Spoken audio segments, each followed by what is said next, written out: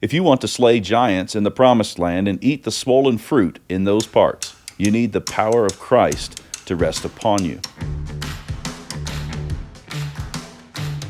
Our Christian growth often stalls because we forget that the power of Christ must rest upon us. We know which direction we want to go.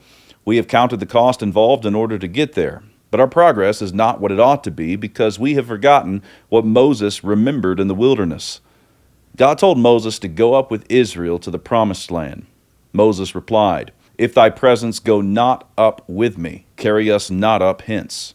Exodus chapter 33, verse 15. Moses' sentiment was, "Lord, your power and glory is upon me here. You meet with me face to face like a man speaks to his friend. I enter this tabernacle to meet with you. The cloud descends and my face shines with your glory.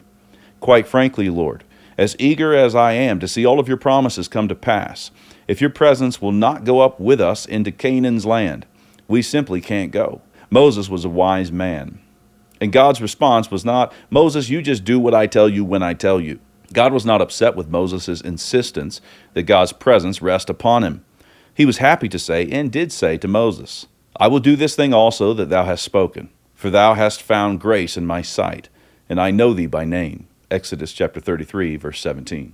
If you want things set right, things in your family, things in your mind, in your business, in your attitude, if you want to slay giants in the promised land and eat the swollen fruit in those parts, then you have to know more than the directions.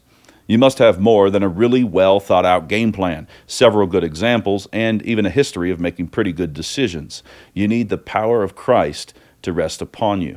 And we have not, because we ask not. Just what might happen if we do ask? The American family is in a bad way. That's a point that really doesn't need proving. But we do need an improvement plan.